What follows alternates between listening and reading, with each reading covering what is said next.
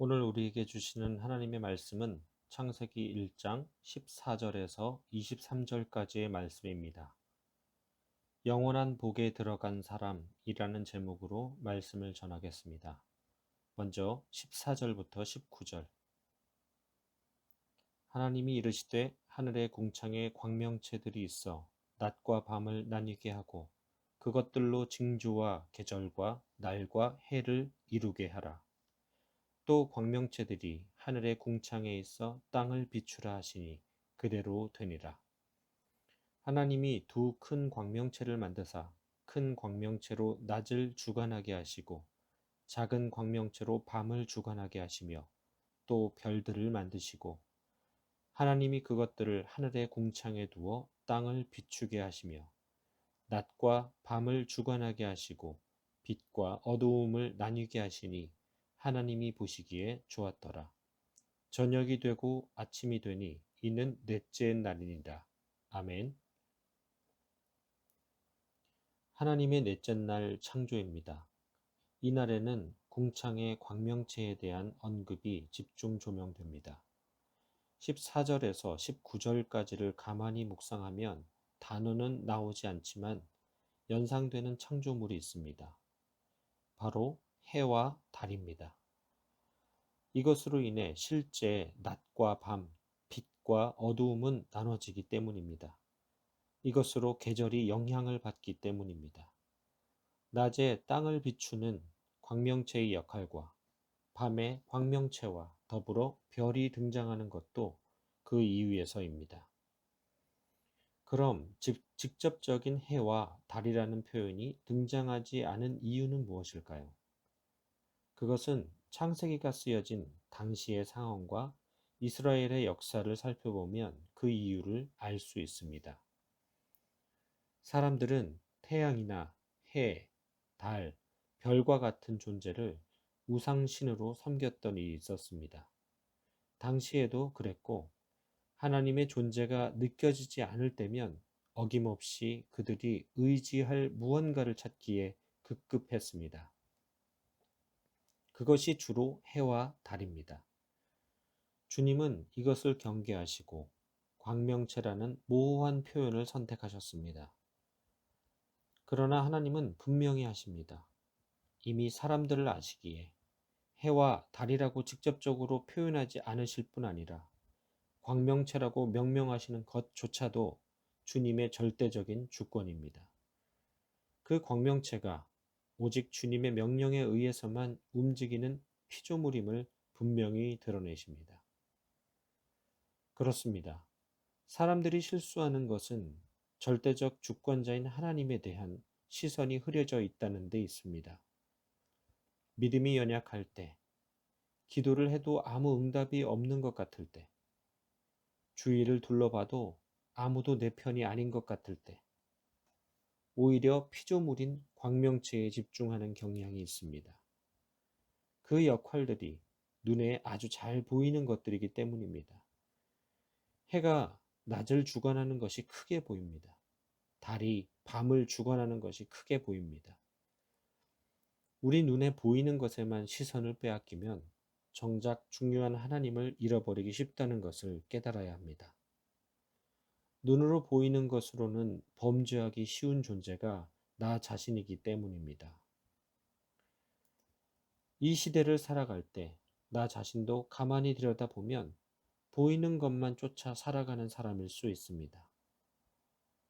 당장은 돈을 잘 버는 길이 더 잘 보이고 사람들과 관계에서 상처받지 않을 길이 더 잘 보이고 말씀은 그렇지 않지만 내 안에서 소리치는 음성이 더 잘 들리는 길 쪽으로 선택하는 길이 쉽습니다.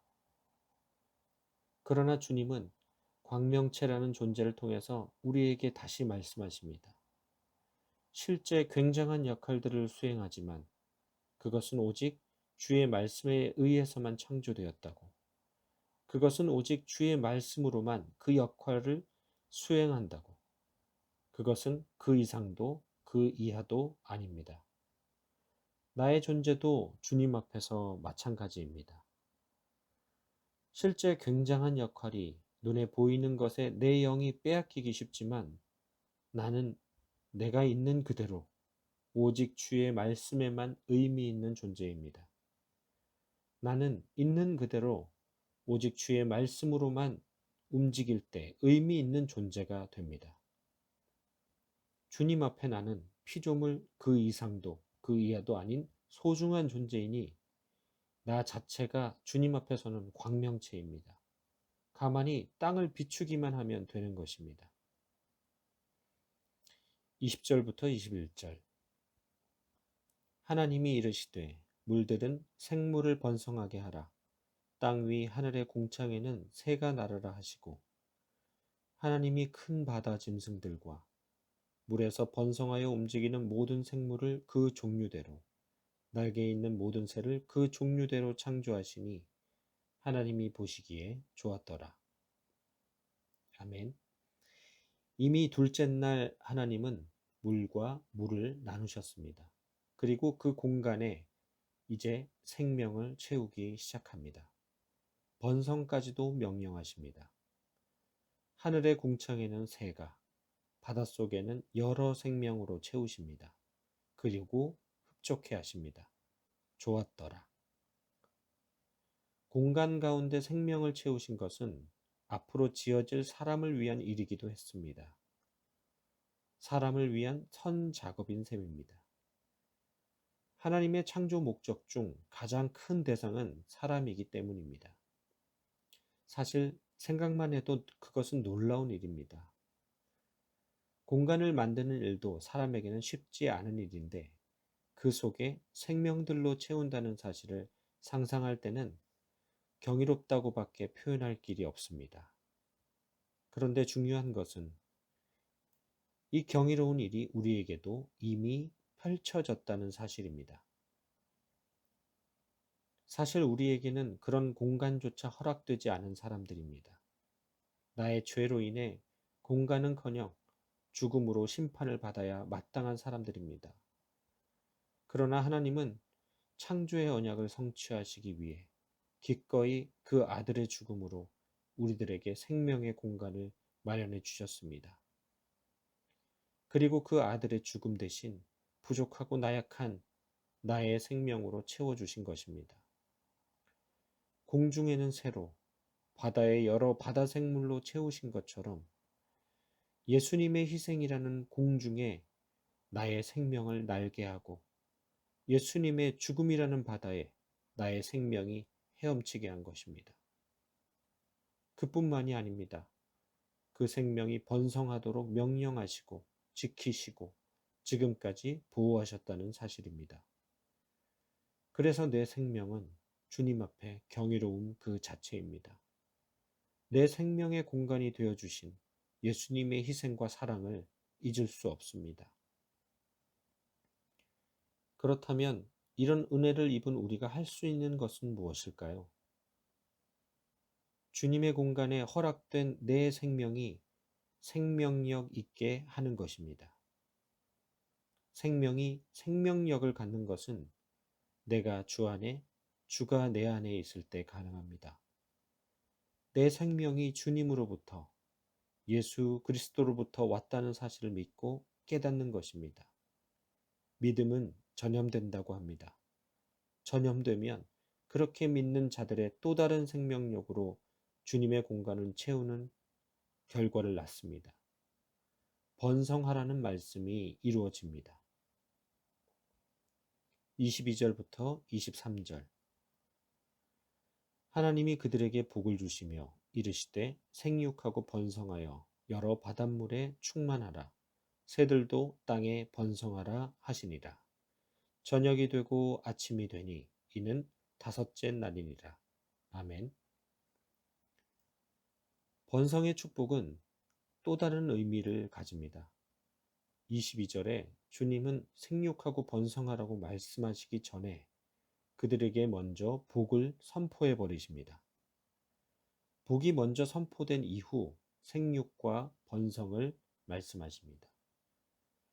그렇다면 복은 더 넓은 범위를 포함하게 됩니다. 지금 현재 생육되고 번성이 된 것만을 위한 복이었다면 생육하고 번성한 이후에 복을 말씀하셨을 것입니다. 그러나 복을 먼저 선포하심은 앞으로 태어나지도 않은 생명들에게도 생육과 번성의 복을 똑같이 허락하시겠다는 말씀입니다. 말씀인즉슨 이 복은 지금 나에게까지, 그리고 앞으로 태어나지도 않은 주님을 믿게 될 많은 생명에게까지 미치게 됩니다. 한마디로 축복의 연속입니다. 우리 모두가 영원한 축복 안에 거하는 것입니다. 마지막으로 이 축복의 원리를 묵상하면서 한참 부끄러움이 밀려왔습니다. 선과 희생을 베품이 대상에 따라 교묘하게 달라지는 나를 발견했기 때문입니다. 대상에 관계없이 선을 행하겠다고, 희생하겠다고 선포하지 않는 저의 믿음이 부끄러워졌습니다. 여러분은 어떻습니까? 부끄럽고 숨고 싶은 선과 희생이 있지는 않습니까? 주님의 축복을 묵상하기 원합니다. 주님은 대상을 고르지 않으셨습니다. 앞으로 생육하고 번성할 모든 주님의 백성들을 영원히 예수님을 통해 축복하기로 작정하셨습니다. 이 축복을 배워 우리들의 선과 희생, 우리들의 믿음도 영원히 생육하고 번성하길 원합니다. 기도하겠습니다. 하나님의 창조는 경이롭습니다. 만드신 광명체를 통해 세상을 비추신 것처럼 내게도 주님의 빛을 비출 수 있는 은혜를 허락하여 주옵소서. 주님의 공간에 그 아들 예수님을 희생시키시면서까지 연약하고 부족한 저를 생명답게 여겨주심에 감사드립니다. 생육하고 번성할 것에 영원한 복을 허락하신 것처럼 그 은혜를 입은 우리 모두가 영원한 믿음으로 주님과 동행할 수 있도록 인도하옵소서. 오늘도 주님이 흡족해 하시는 좋은 날이 되길 원합니다. 거룩하신 예수님의 이름으로 기도합니다. 아멘.